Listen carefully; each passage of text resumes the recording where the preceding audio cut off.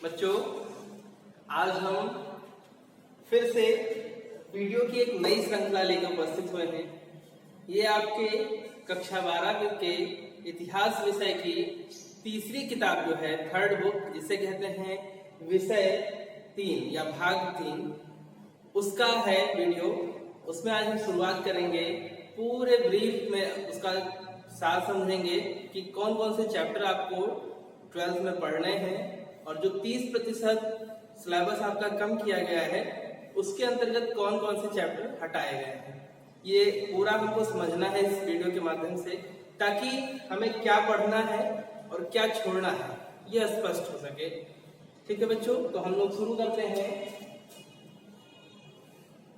इतिहास कक्षा 12 भाग 3। ये जो पुस्तक है आपकी, इसका नाम है भारतीय इतिहास के कुछ विषय। भारतीय इतिहास के कुछ विषय। भारत का जो इतिहास है उसके जो कुछ महत्वपूर्ण विषय हैं उनको इसमें बताया गया है, और इसमें सबसे ज्यादा फोकस आधुनिक भारत पर किया गया है। इस पुस्तक में आपको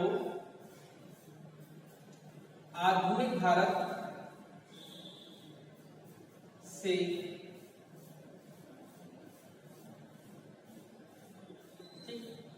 इस पुस्तक में आपका आधुनिक भारत से परिचय होगा कि कैसे रेवोल्यूशन हुआ, कैसे 1857 टू 1947, 1857 से 1947 इस कालखंड के मध्य कौन कौन सी ऐसी घटनाएं घटी जिसके परिणाम स्वरूप हमने देश को एक नई संवैधानिक व्यवस्था दी, नई व्यवस्था के साथ हम आगे बढ़ना आरंभ किए। ये सारी चीजें हम लोग इस वीडियो में, इस जो है पूरे बुक में पढ़ने वाले हैं। और जैसा कि पहले ही हो गया कि आधुनिक भारत से परिचय, इसमें हमें अपने मॉडर्न इंडिया के बारे में जानना है, उसके बारे में परिचय प्राप्त करना है। अभी तक हमने पहले प्राचीन देखा, प्राचीन भारत। प्राचीन भारत के बाद हम आए मध्यकालीन भारत,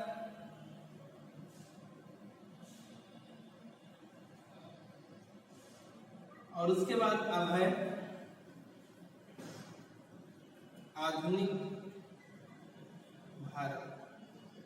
ठीक, हमने सबसे पहले शुरुआत की प्राचीन से। हड़प्पा सिविलाइजेशन थे और राजा, ग्रामीण, जो भी रहा है हमने पहली बुक में पढ़ा है एंशिएंट। फिर हमने एंट्री की मेडवल में, इसके अंतर्गत हमने बौद्ध धर्म, जैन धर्म, विभिन्न संप्रदाय, विभिन्न सिलसिले, ये सारी चीजें हमने पढ़ी। मतलब ओवरऑल ये आपके कल्चर से रिलेटेड था, और कल्चर के साथ साथ मानव के विकास और मानव की जो व्यवस्थित जीवन शैली आरंभ हुई है जहां से, वहां से शुरू हुआ था। और फिर उसके बाद हमने देखा कि एक जीवन शैली प्राप्त कर लेने के बाद, जीवन शैली को आरंभ कर लेने के बाद मानव ने कैसे संघर्ष किए और कैसे देशज शासक समाप्त हुए और विदेशी शासक देश में स्थापित हुए। ये सारी चीजें हमने पढ़ी हैं। अब हम पढ़ रहे हैं जो मेडवल इंडिया था उसका एंड हो चुका है। उसका जो अंतिम टॉपिक है उससे जो जुड़ा हुआ वो है मुगल काल का पतन। तो मुगल काल में हमने जो इम्पोर्टेंट थीम थी उसकी वो हमने देखी है। मुगल काल के बाद सीधे हम भारत के आधुनिक भारत में प्रवेश कर जाते हैं, आधुनिक इतिहास की तरफ हम रुख करते हैं। तो सबसे पहले हम यहाँ पर पाते हैं कि 1857 का रिवोल्ट का स्वतंत्रता संघर्ष।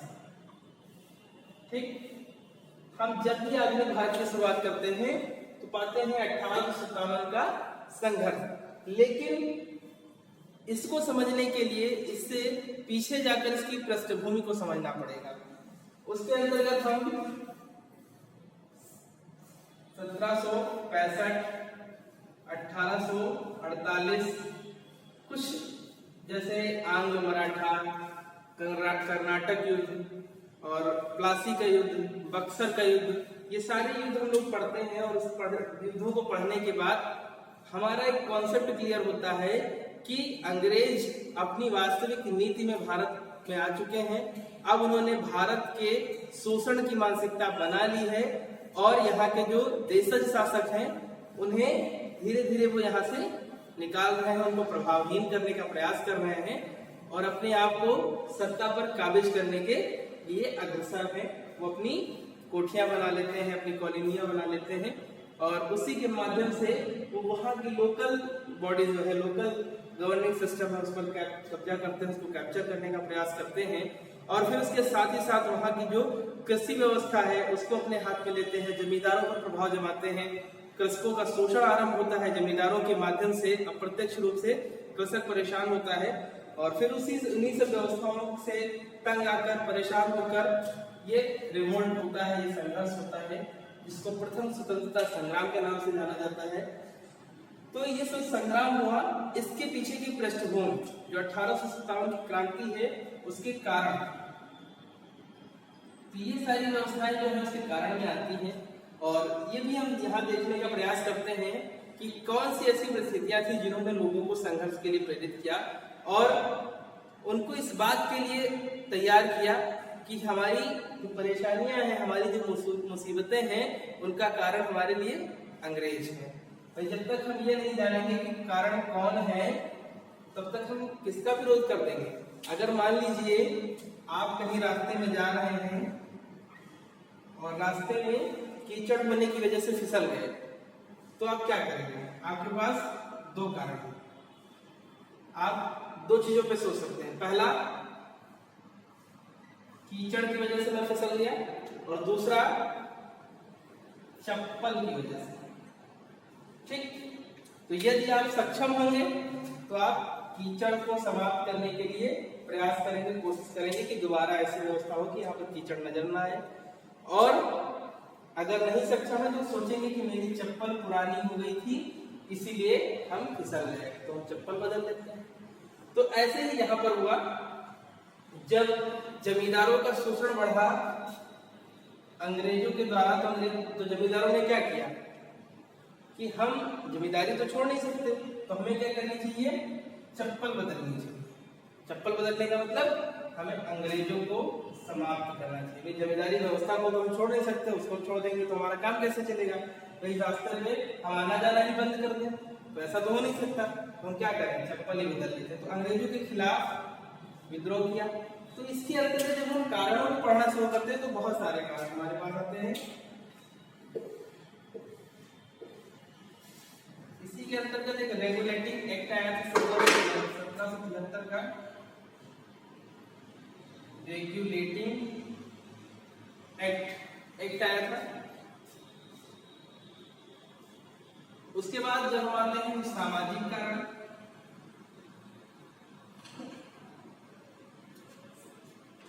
समाज में कौन से ऐसे परिवर्तन अंग्रेज लाना चाहते थे जिसके कारण लोग रुष्ट हुए। फिर आर्थिक कारण, आर्थिक कौन सी ऐसी आर्थिक गतिविधियां थी जिसके कारण जनता नाराज हुई या जमींदार नाराज हुए। फिर राजनीतिक कारण हो गया। राजनीतिक कारण मतलब ये है कि राजनीतिक व्यवस्था को कैसे चला रहे थे, शासन प्रशासन को कैसे चला रहे थे, जिसके कारण जनता रुष्ट हुई। फिर हो गया तात्कालिक कारण। तात्कालिक कारण क्या था? उस समय चर्बी युक्त कारतूस, ये उस समय का तात्कालिक कारण था। तो जब हम 1857 की क्रांति पढ़ेंगे, उनके कारणों को पढ़ेंगे तो उसमें हम लोग इसको डिटेल में जानेंगे। अभी हम लोग अपना सिलेबस पढ़ने जा रहे हैं, हमें पूरे सिलेबस में क्या पढ़ना है और थर्ड बुक में कौन कौन से चैप्टर हमको पढ़ने हैं, हम उसको देखते जा रहे हैं। तो इसलिए हम अभी इन सब चीजों में बहुत ज्यादा डिटेल में नहीं जाएंगे। तो भाग 3 में आपके 5 चैप्टर दिए हुए थे। पहला था उपनिवेशवाद, उपनिवेशवाद और देहात। आपका दूसरा टॉपिक था विदेशी और राज्य।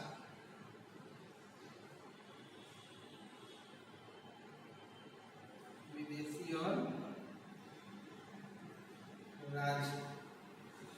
फिर आपका तीसरा टॉपिक था औपनिवेशिक शहर।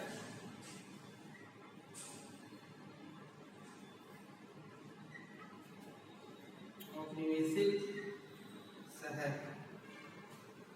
फिर आपका चौथा टॉपिक था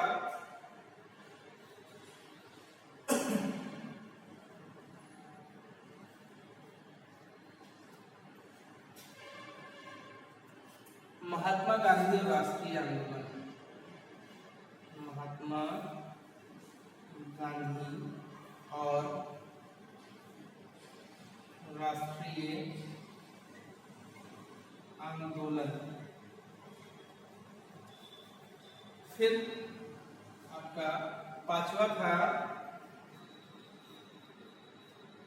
विभाजन को समझना।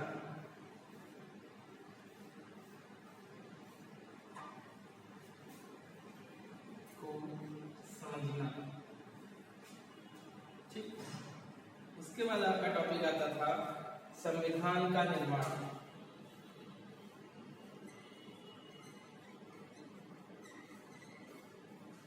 संविधान का निर्माण। मैं इतनी देर से टॉपिक था क्यों कह रहा हूं, इसके पीछे कारण है। कारण ये है कि अब आपको मिला है डिस्काउंट। कितना? 30% डिस्काउंट मिला है आपको कोविड की वजह से। ठीक, ड्यू टू कोविड-19। तो इसमें से कौन कौन से चैप्टर हटाए गए उसको एक बार देख लीजिए। ये औपनिवेशिक शहर ये गुजर गया, नहीं रहा। इसके बाद विभाजन को समझना। दो चैप्टर आपके नहीं है, यानी कि अब हम इनको नहीं पढ़ेंगे। ठीक, हालांकि आपको व्यक्तिगत तौर पर इनका अध्ययन करना चाहिए। भले आपका सिलेबस में पाठ्यक्रम में नहीं है, प्रश्न में नहीं पूछा जाएगा, लेकिन ये कहीं ना कहीं आपको इसके आगे की रूपरेखा समझने में मदद करेंगे। अगर आप औपनिवेशिक शहर को समझते हैं, पढ़ते हैं, तो आप समझ पाएंगे कि महात्मा गांधी ने यह आवश्यकता क्यों महसूस की कि शहरों की जगह ग्रामीण क्षेत्रों पर ज्यादा काम करने की आवश्यकता है। शहरी लोगों के विकास और शहरी लोगों के संगठन से ज्यादा ग्रामीण क्षेत्रों में जाकर संगठन की आवश्यकता है, क्योंकि वहां पर लोग पूरी तरह से बिखरे पड़े हैं। तो इस चैप्टर में हम उपनिवेशवाद और देहात पढ़ेंगे। उपनिवेशवाद क्या है? किसी भी स्थान को अपने कब्जे में लेकर अपने हिसाब से वहां की आर्थिक गतिविधियां संचालित करना, राजनीतिक गतिविधियां संचालित करना उपनिवेशवाद कहलाता है। उपनिवेशवाद की परंपरा कब आई देश में या विश्व में? उस समय आई जब नई नई खोजें आरंभ हुई, कंपास का आविष्कार हो गया, नई सामुद्रिक यात्राएं, साहसिक यात्राएं की गई, और उन यात्राओं के दौरान बहुत सारा धन विभिन्न देशों से आदान प्रदान हुआ, और जिसके परिणाम स्वरूप औद्योगिक क्रांति हुई। तो जब यूरोप में औद्योगिक क्रांति होती है, इंडस्ट्रियल रेवोल्यूशन होता है, तब यूरोपियन देशों को आवश्यकता पड़ती है बाजार की, ऐसे बाजार की जहां उनको मुकाबला करने वाला उनका कोई ना हो। प्रत्येक देश अपनी उसी मानसिकता को लेकर अपनी बाजार की खोज के लिए बाहरी क्षेत्रों में या दूसरे देशों में जाता है, यहाँ तक कि दूसरे महाद्वीपों में भी जाता है। और इसी क्रम में भारत में बहुत सारी कंपनियां आई। उनका उद्देश्य क्या था? यहाँ से कच्चा माल ले जाना, मैन्युफैक्चर करके बना के लाकर बेच देना, बेचने के बाद आर्थिक लाभ कमा लेना, यही तो था उद्देश्य। उसके क्रम में शासकों से समय समय पर उन्होंने रियायतें प्राप्त की, दस्तक प्राप्त किए। ये सारा सिस्टम हम लोग पढ़ेंगे। तो औपनिवेशवाद क्यों आया? उपनिवेशवाद कैसे? देहात का मतलब होता है गांव या फिर ग्रामीण संस्थाएं। ठीक, जब हम देहात की बात करते हैं तो हम समझ लीजिए कि गांव की बात करते हैं। ठीक है, तो पहले तो ये आए होंगे बंदरगाहों पर, शहरी क्षेत्रों में गए होंगे, लेकिन वो कैसे धीरे धीरे ये पूरा उपनिवेशवाद ग्रामीण व्यवस्था तक पहुंच गया, गांव को अपने कब्जे में दे दिया। जैसे वर्तमान समय में चाइनीज प्रोडक्ट, ऐसा नहीं है कि जहां पर एक्सपोर्ट इंपोर्ट होते हैं वहीं कायक है। इस समय भारत के प्रत्येक गांव में चाइनीज प्रोडक्ट पहुंच चुके हैं। तो ये क्या है? चाइनीज प्रोडक्ट्स का पहुंचना देश के विभिन्न गांवों में, छोटे छोटे ग्रामीण मजरों में और यहाँ तक कि बाढ़ प्रभावित क्षेत्र जो होंगे वहां पर भी आपको कुछ ना कुछ चाइनीज प्रोडक्ट मिल जाएंगे। तो ये क्या है, एक तरह से पूरी अर्थव्यवस्था को कैप्चर करने का प्लान हो गया है, एक तरह से कैप्चर हो चुकी है। अब आवश्यकता है उस व्यवस्था से निकलने की। लेकिन इसमें कुछ लोग ऐसी मूर्खता भी करते हैं कि वहां से लिया हुआ सामान तोड़ते हैं। इन फ्यूचर आप मत लीजिए, आप उनकी व्यवस्थाओं पर इन्वेस्टमेंट मत कीजिए। ऐसा नहीं है कि आप 50,000 की टीवी लेके आए तो उसको तोड़ के आप राष्ट्रवादी हो जाएंगे, ऐसा कुछ नहीं। किसी भी दशा में अपना नुकसान करने वाला व्यक्ति राष्ट्र का हितैषी नहीं हो सकता। आप अपना पैर काट लीजिए, कह दीजिए मैं भारत के राष्ट्रवादी हूं, ऐसा कुछ नहीं। सीमा पे कट गया पैर मायने रखता है, लेकिन घर में रहकर पैर काट लीजिए और राष्ट्रवादी बनिए, इसका कोई मतलब। राष्ट्रवादी का मतलब है कि आप जहां पर हैं, जिस स्थिति में हैं, उस स्थिति में कुछ ऐसा करिए, अपने लिए करिए कि वो देश को फायदा देता हो। अब किसी का मर्डर करके अपना फायदा कर लीजिए तो देश का फायदा तो नहीं हो सकता, लेकिन किसी को भूखे को रोटी खिला देने से आपका आत्मसंतुष्टि आपको मिलेगी और उसके बदले में देश में क्या होगा, एक व्यक्ति शाम को भूखा कम सोएगा। ठीक, ये स्थिति है। तो ये कैसे उपनिवेशवाद गांव तक पहुंचा। फिर इसके बाद विदेशी और राज, ये दूसरा टॉपिक है कि यहाँ के जो शासक वर्ग था, यहाँ का जो राजा था, वो कैसे विदेशियों से प्रभावित हुआ, उनकी चकाचौंध भरी जिंदगी को देखकर कैसे उनसे प्रभावित होकर उन पर अधिकार न कर सका, बल्कि स्वयं को उनसे निम्नवत समझता रहा और हर मौके पर उनको सहयोग प्रदान करता रहा। औपनिवेशीकरण शहरों का कैसे हुआ, इसको हमको पढ़ना था, तो वो है नहीं, मैं एक वीडियो बनाऊंगा, इस पे दे दूंगा पूरा वाला चैप्टर पे कि औपनिवेशिक व्यवस्था कैसे देश में आई और उसका क्या प्रभाव, कहाँ इम्पैक्ट पड़ा। फिर महात्मा गांधी कब आते हैं, कब आते हैं मतलब दुनिया में कब आते हैं, नहीं भारत में आए 1915। कहां से आए, दक्षिण अफ्रीका से 1915 में गांधी जी भारत आते हैं और उनके 2.5 साल बाद लगभग 17 के हाफ में मूवमेंट उनके शुरू हो जाते हैं। चंपारण, खेड़ा, ठीक, ये सारे क्रमवार उनके आंदोलन जो भी चले हैं और उन्होंने कैसे इन आंदोलनों को, जो क्षेत्रीय समस्याओं के आंदोलन थे, इनको राष्ट्रीय आंदोलन का रूप कैसे दे दिया, यहाँ पर हम इसको पढ़ेंगे और यह जानने का प्रयास करेंगे कि मौके मौके पर गांधी जी बैक क्यों हो जाते थे। गांधी जी कौन से ऐसे कारण थे जिनके कारण कुछ फैसलों को लेकर अपने पीछे मुड़कर देखने लगते थे और वापस आ जाते थे, इसको भी समझने का प्रयास करेंगे। हम लोग तटस्थ रहकर यहाँ मूल्यांकन करेंगे।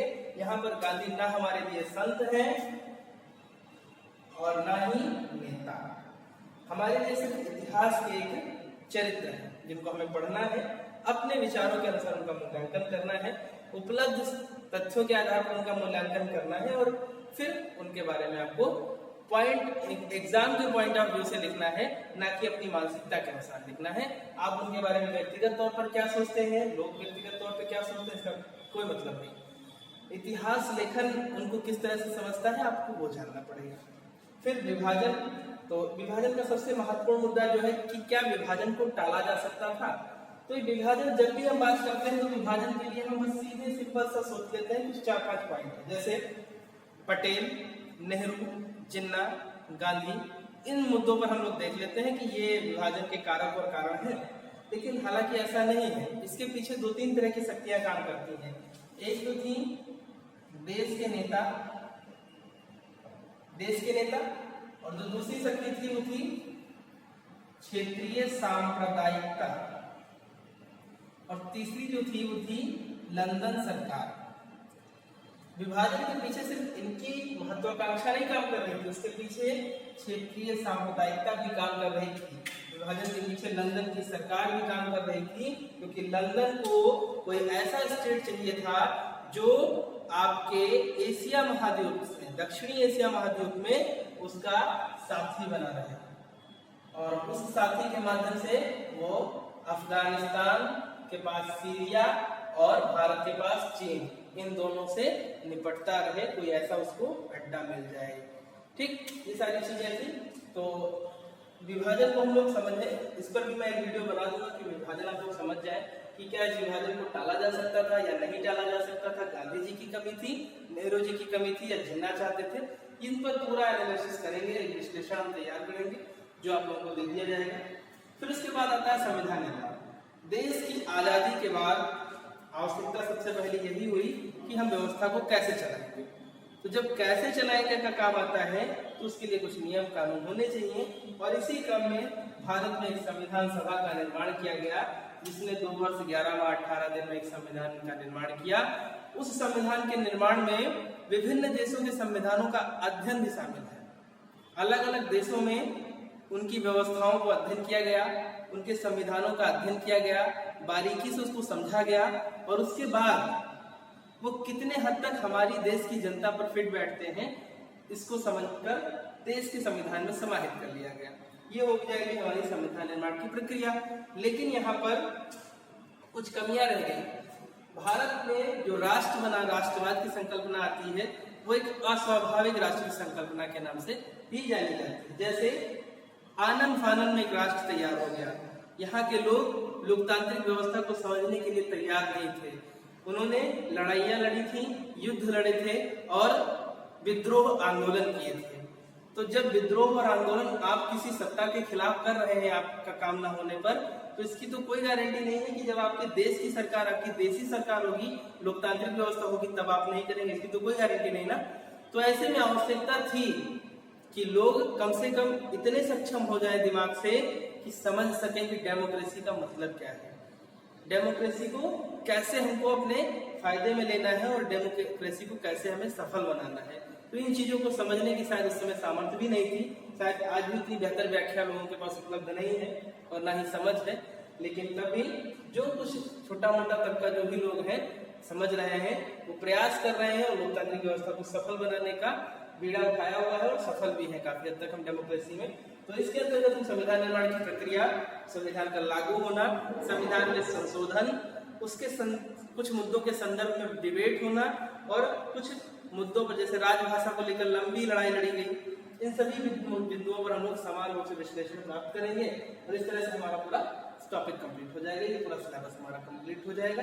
तो इसके बाद हम लोग जो आने वाले हैं वो हम आने वाले हैं उपनिवेशवाद और देहात पर, कैसे औपनिवेशिक व्यवस्था स्थापित हुई और कैसे ग्रामीण व्यवस्था में उसका प्रवेश हुआ। और बच्चों, सबसे महत्वपूर्ण एक बात मैं बताना चाहता हूँ, ये जो जानकारी मैं दे रहा हूँ आपको, आप इसको सीखने का प्रयास कीजिए, समझने का प्रयास कीजिए। बहुत ज्यादा विस्तृत चीजों में जाने की आवश्यकता नहीं है। होता क्या है कि वर्तमान समय में जो स्टूडेंट है वो नॉलेज के ओवरलोड में है। नॉलेज का ओवरलोड मतलब ये किताबें पढ़ लें, वो किताबें पढ़ लें, इसको भी देख लें, उसको भी देख लें। बहुत सारी किताबें आपके पास उपलब्ध हैं, आपके आसपास एकदम से ज्ञान का जखीरा है। भंडार तो नहीं कहूंगा, जखीरा है। जखीरा मतलब ओवरलोड है, आपको जितनी आवश्यकता है उससे कहीं ज्यादा आपके पास उपलब्ध है। संसाधन, मटेरियल आपके पास बहुत ज्यादा है और यही कारण है कि आप नहीं पढ़ पा रहे। आप कम से कम किताबों को संग्रहित करके ज्यादा से ज्यादा पढ़ने का प्रयास कीजिए। यही सबसे अच्छा तरीका है अच्छे विद्यार्थी का और अच्छी तरह से जानकारी प्राप्त करने का। यदि आप ये चाहते हैं कि आप 50 तरह की किताबें एक बार पढ़ लेंगे तो आप ज्ञानी हो जाएंगे, कतई नहीं हो सकता। आप एक किताब को अगर 50 बार पढ़ लेंगे तो आप बेहतर जो है निश्चित ही जानकार हो सकते हैं। ठीक है, तो इसी के साथ मैं वीडियो कंप्लीट करता हूँ, ओवर करता हूँ, और फिर हम लोग आगे शुरू करेंगे तो अपने नेक्स्ट टॉपिक के साथ, पहले टॉपिक के साथ उपनिवेशवाद और देहात के साथ शुरू करेंगे बच्चों। तब तक के लिए थैंक यू। आप लोग देखिए वीडियो को अच्छे से। Thank you.